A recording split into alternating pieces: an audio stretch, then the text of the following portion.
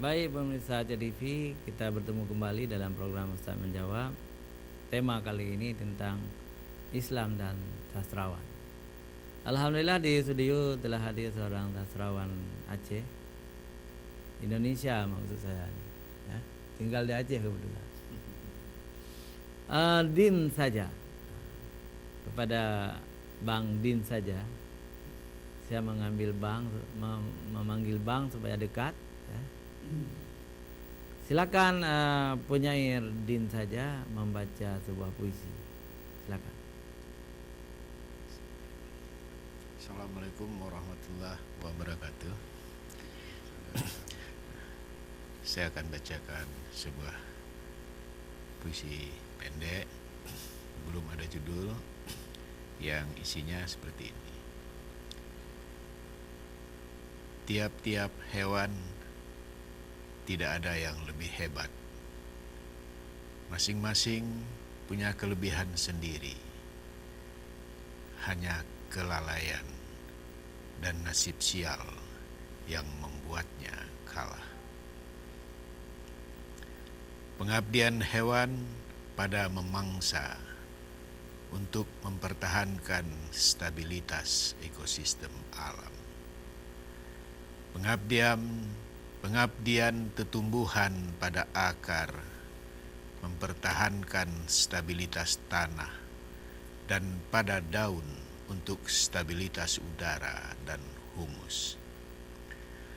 Pengabdian manusia pada akal untuk menyadarkan hati akan kerendahan diri.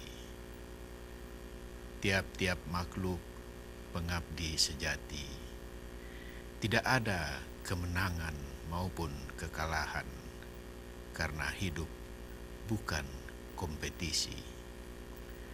Mengabdilah dengan baik, siapa tahu jadi yang terpilih. Amen, Ustaz. Luar biasa. Memang sangat falsafi, ya, sangat tinggi sastranya. Mungkin pendengar awam belum bisa menangkap ketinggian bahasa itu, ketinggian sastra. Dan puisi itu tentu yang paling paham, yang paling mahfum tentang tujuan diciptakannya adalah pencipta itu sendiri. Mungkin Bang Din bisa saja membuka sedikit apa makna dibalik kata-kata itu kepada pendengar awam kita. Baik Ustaz, Abi, ini yang saya sampaikan tadi itu saya berpikir dan berkeyakinan sampai hari ini bahwasanya manusia itu yang disebut dengan manusia sebagai pengabdi, kalau kita umpamakan produksi teknologi, manusia itu robot sebenarnya. Robot yang tidak bisa punya kehendak apapun kecuali sudah diprogram. Nah, manusia mungkin seperti itu menurut pemahaman saya. Itu yang dimaksud dengan manusia itu pengabdi, hamba dari Tuhan, hamba dari Allah. Segala sesuatu memang sudah ditentukan sama Tuhan. Seperti tadi saya mulai dengan hewan. Saya sering melihat dulu film-film tentang perburuan hewan di televisi itu. Kenapa hewan itu setiap hari selalu membunuh? Artinya membunuh dalam bahasa manusia. Ternyata dia untuk makan. Kenapa harus kerja hewan hanya makan saja? Apa gunanya hewan bagi manusia, bagi kehidupan? Ya ternyata ya untuk semacam ekosistem. Jadi ketika ada hewan yang dibunuh, ya memang untuk menjaga stabilitas sebenarnya. Karena fungsi hewan itu bagi kehidupan itu ya baik bagi kehidupan langsung terhadap manusia, misalnya ayam bisa kita makan, kambing untuk kita makan, tapi juga ada kegunaan hewan itu bagi manusia secara tidak langsung. Yaitu mungkin para ahli yang mengetahuinya, yang tidak langsung itu bagaimana. Saya pikir itu. Jadi itu satu. Jadi kehadiran hewan memang juga sebenarnya dalam bentuk yang lain dia juga pengabdi. kepada Tuhan sesuai dengan kodrat yang sudah ditentukan oleh Allah. Begitu juga dengan tumbuh-tumbuhan. Kehadiran tumbuh-tumbuhan dalam kehidupan di dunia ini sama halnya dengan hewan itu tadi. Kalau hewan pengabdiannya adalah dia saling memangsa untuk mempertahankan ekosistem alam, sementara hewan atau tumbuhan itu pengabdiannya pada akar untuk mempertahankan stabilitas tanah. Peran akar itu untuk tanah itu, ketika akar sudah tidak, pohon tumbang, akar tidak ada, biasanya tanah itu dia akan bergerak karena tidak ada yang menahan. Dia digerakkan oleh air misalnya, makanya banjir. Makanya kenapa pemerintah melarang untuk tebang hutan, ya itu tadi. Karena ketika hujan itu biasanya sering di gunung. Nah, ketika hujan jatuh ke bumi, ke tanah yang di gunung itu, dan tanah gunung tidak ada yang menahan karena pohon nggak ada lagi, tentu dia akan turun tidak hanya membawa air, juga membawa tanah, dan kita menjadi bencana di bawahnya. Nah, itu dia tumbuhan stabilitasnya pada akar dan pada daun untuk stabilitas udara dan humus, bisa menjadi pupuk segala macam itu. Pada daun artinya kalau siang kita menghirup udara yang ada pada daun, dan kalau malam daun menghirup CO2 yang ada pada manusia. Dan sementara manusia pengabdiannya itu pada akal, pada pikiran, untuk menyadarkan satu saja menurut saya, kerendahan hati. Mungkin yang dimaksud dengan takwa itu ya rendah hati. Intinya adalah rendah hati. Hanya orang yang rendah hati mungkin yang bisa takwa. Karena tanpa rendah hati, ketakwaan itu susah untuk. Ketakwaan itu hanya sebuah ucapan, bukan sebuah perbuatan. Ketakwaan itu menurut saya perbuatan, bukan ucapan. Bukan sebuah definisi, tetapi dia sebuah perilaku. Dan itulah dia. Dan yang bisa untuk membuat orang rendah hati adalah pikirannya. Jadi begitu Ustaz, yang saya maksud dengan apa yang saya tulis ini sebenarnya status Facebook udah lama ini. Kira-kira begitulah kehidupan ini diciptakan oleh Tuhan. Memang benar menurut saya, menurut yang saya pahami, kebenaran itu bukan pada saya, tapi saya baru menyadari bahwasanya memang manusia itu memang hamba. Ya, yang namanya hamba ya sudah di sistem, sudah diprogram semuanya. Kita tidak bisa berbuat apapun. Bahkan kalau menurut para sufi, untuk berkehendak pun manusia itu nggak berani. Nah, itu dia, saya pikir demikian Ustaz. Sedikit penjelasan dari saya. Ternyata sebuah puisi luar biasa. Di dalamnya mengandung sampai 5 cabang ilmu. Di situ ada filosof, filsafat, ada sastra, ada agama, ada pemikiran, mantik, juga ada keindahan yang disebut dengan Fairuz. Jadi ketika puisi itu mengandung 5 cabang ilmu itu, menghasilkan sebuah puisi yang berkualitas, sebagaimana puisi yang belum ada judul tadi tapi isinya sangat bagus ya. Wa ma khalaqtul jinna wal insa illa liya'budun. Tidak diciptakan jin dan manusia kecuali untuk mengabdi kepada Allah SWT. Itu tercermin dari akhir puisi Din Saja tadi. Beliau mengatakan diciptakan manusia ini ditambah dengan akal, sedangkan makhluk hewan dan pepohonan tidak diberi akal. Tetapi makhluk hewan pun tidak terlepas dari sistem atau nizam yang diciptakan oleh Allah. Di samping untuk sebagai bukti bahwa Allah itu maha kuasa, tapi makhluk hewan dan pepohonan juga diberikan untuk manusia. Kalau manusia itu mengelola alam itu, ekosistem secara baik, akan bermanfaat kepada manusia itu sendiri. Tapi kalau manusia memperkosa alam, manusia pun akan binasa dengan bencana alam. Begitu kira-kira Bang Dina. Ya. Baik, pemirsa TV yang dirahmati Allah, kita minta partisipasi seorang penyair tradisional, Abi Husaini, beliau penyair Aceh, ya. dengan bahasa Aceh. Tapi kali ini beliau kita minta untuk membaca puisi Din saja tentang Serambi Mekah. Silakan Nabi.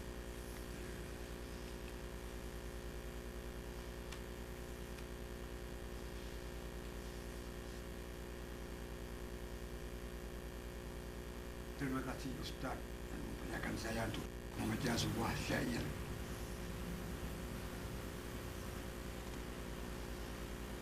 Serambi Mekah.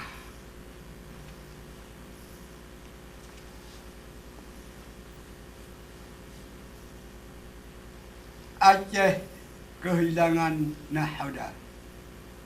Di penghujung abad 20 ini, Aceh kehilangan rasa. Bumi bergetar sunyi. Kata silang sengketa. Nyawa jadi tak berharga. Aceh kehilangan nahada. Ada kepiluan terseti.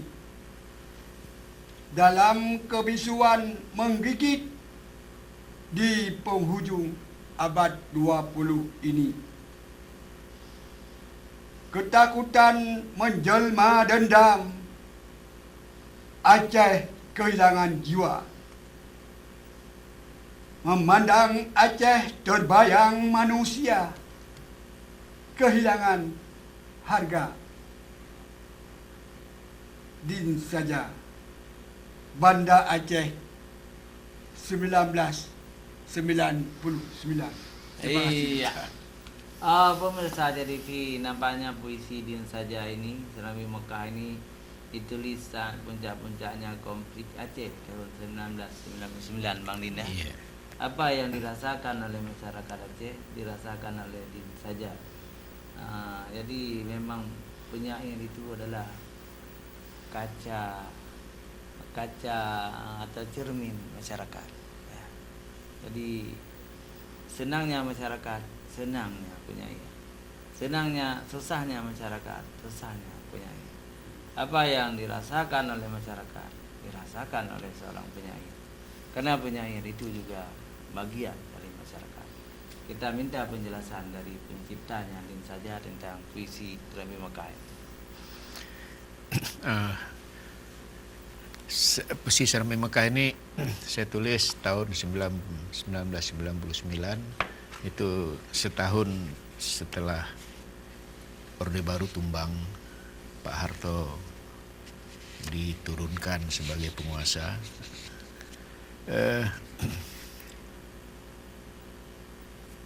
Dalam suasana yang chaos, yang kacau balau itu, Aceh menurut saya tidak ada pemimpin yang bisa didengar kalimatnya, kata-katanya, bisa didengar fatwanya, bisa didengar pikiran-pikirannya. Saya melihat suasana itu di tahun-tahun 90-an. Maksudnya Aceh memang sudah tidak ada lagi yang mau didengar. Sistem ada, gubernur ada, wali kota ada, semuanya ada, tetapi tidak jelas siapa yang harus diikuti dan kemana kita harus pergi, kemana kita harus bergerak.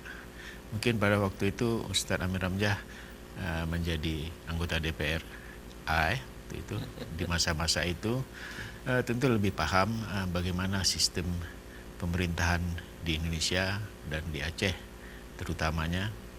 Betul-betul kita tidak tahu harus berbuat apa, tapi karena kehidupan itu memang harus jalan, ya dijalani saja kehidupan itu sebagaimana adanya gitu, supaya tidak terjadi sesuatu yang menggetarkan, yang bisa membuat kehidupan semakin tidak nyaman. Tentu pihak aparat keamanan dan segala macam, termasuk Ustadz Amir Hamzah bersama kawan-kawan di legislatif mencoba menjaga stabilitas itu. Tetapi saya melihat Aceh memang pada masa-masa seperti itu kehilangan pemimpin. Saya tidak tahu apakah setelah itu Aceh punya pemimpin.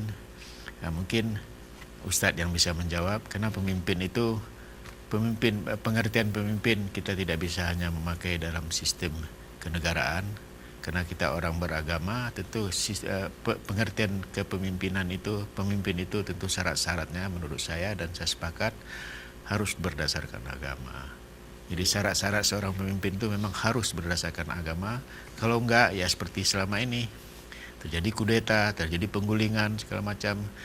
Saya juga heran Ustadz, banyak sekali orang berebut-rebut jadi pemimpin. Padahal saya dengar dari ceramah-ceramah Ustadz dan lain-lain, bahwasanya jadi pemimpin itu amanah yang paling berat. Tapi orang berebut-rebut, saya bingung ini apa ini? Apa amanah itu enggak penting lagi? Atau amanah itu tidak ada lagi? Sehingga orang ingin jadi pemimpin. Dan saya juga berpikir, apa mungkin karena amanah itu sangat ditakuti sehingga Aceh kehilangan pemimpin dan orang tidak mau jadi pemimpin. Nah saya pikir berdasarkan dari puisi ini di media Aceh TV ini, saya berharap melalui Ustadz juga, Abi, tolonglah besok ke depan rumuskan syarat-syarat kepemimpinan itu apa. Memang ada akhir-akhir ini saya melihat ada syarat-syarat baca Al-Quran, itu tidak normatif, itu hanya sekedar syarat formal semata. Tapi lebih jauh dari itu menurut saya. Saya berpikir dulu maunya KIP Aceh harus ada menyeleksi watak dan perilaku calon pemimpin. Karena di watak dan perilaku itulah sebenarnya menentukan apakah orang itu memang ke arah kanan atau ke arah kiri. Dan untuk syarat-syarat seperti itu, kalau kita serius dan istiqomah, kalau istilah ini kita betul-betul tahu ikhlas memikirkannya, kita bisa ketemu. Kalau dulu Aristoteles punya pendapat bahwasanya pemimpin itu harus seorang filsuf, tiada teori-teori yang lain. Sampai ke Islam, pemimpin itu syaratnya ya, bukan sistem kenegaraannya, syarat orangnya. Kalau sistem kenegaraan kita Indonesia kita terima ideologinya Pancasila, tetapi syarat kriteria orangnya tentu karena kita di Aceh. Ini yang penting Ustadz, ke depan tolong dipikirkan, bisa sampaikan ke KIP. Tidak hanya syarat formal, bisa baca Al-Quran dan lain-lain, itu tidak jaminan menurut saya. Walaupun syarat itu penting, tapi ada syarat lain yang itu saya pikir para ilmuwan di IAIN atau di Munsiah bisa merumuskannya itu. Karena menarik sekali Bang. Karena banyak kita lihat terjadi kasus korupsi, padahal dia ahli baca Al-Quran, ahli ini, ahli itu, tapi saya pikir itu di wilayah perilaku. Ya baik sekali, saya relatif Bang. Ya. Tahun 1999 tuh, saya belum di Perak. Oh belum ya. Masih menjadi wartawan Serambi Indonesia. Serambi Indonesia. Dan kehidupan juga sangat papasan, sama kita, Bang Din dalam garis kemiskinan. Saya juga begitu waktu itu. Jadi sehingga apa yang Bang Din rasakan waktu itu, saya juga merasakan seperti itu tahun 1999 itu. Saya baru berpolitik tahun 2000, tahun 2004 terpilih jadi anggota dewan waktu itu. Tapi sudah 5 tahun di dewan juga saya tidak bisa berbuat apa-apa. Karena seperti Bang Din katakan tadi, banyak orang berpolitik sekarang bernuansa ekonomi lah. Siapa yang banyak uang itu akan menjalankan diri jadi pemimpin. Ya. Justru yang lucunya intelektual dan ulama ya, yang diharapkan oleh Allah menjadi pemimpin, tetapi intelektual dan ulama itu justru tidak berambisi jadi pemimpin. Sekarang misalnya, ini kan tahun politik, tahun 2019 ya, cuma baru ada 2 pemimpin calon presiden, katakanlah satu Jokowi petahana dan satu lagi Prabowo ya kan. Di segi kualitas orang itu kan tidak ulama bukan, intelektual bukan ya. Mungkin uangnya banyak. Kemana ulama-ulama yang seharusnya menjadi pemimpin? Nggak berani kan? Nggak berani menjalankan diri jadi pemimpin. Padahal negara ini negara mayoritas Muslim. Seharusnya ulama yang jadi pemimpin. Begitu juga kemana ulil albab? Ulil albab itu intelektual. profesor doktor dari UI, dari UGM misalnya, dari ITB Bandung, kemana mereka? Kenapa tidak berani menjadi pemimpin? Nah, ketika para intelektual, ulul albab dan ulama tidak berani tampil sebagai pemimpin, akan lahir pemimpin dari orang-orang biasa, ya. Artinya intelektual tidak ada, keulamaannya tidak ada. Akhirnya ya beginilah negeri ini. Iya, artis semua jalan-jalan. Tapi inilah sunatullah juga ya. Sunatullah juga sudah ditakdirkan begitu. Berbeda zaman. Dulu kan ulama yang jadi pemimpin. Dawud Beri itu ulama. Ali Hashimi itu ulama. Jadi ulama yang jadi gubernur. Sekarang kan nggak berani ulama ya. Di Aceh tanya. Nggak berani ulama menjalankan diri jadi gubernur. Jadi ini kita serahkan saja kepada orang politik. Kita pun tidak mampu berpolitik. Tapi apa yang dikatakan oleh penyair Din Saja tadi, seharusnya pemimpin itu adalah orang yang uli albab, orang yang ulama, yang takut kepada Allah. Baru negeri ini akan baik barangkali. Baik ya pemirsa TV yang dimuliakan oleh Allah SWT, kita masih punya waktu. Kami beri kesempatan kepada pemirsa, kalau ada yang ingin SMS, telepon, bertanya kepada Din Saja, silakan. Pemirsa TV, jangan kemana-mana. Kita kembali setelah jeda iklan berikut.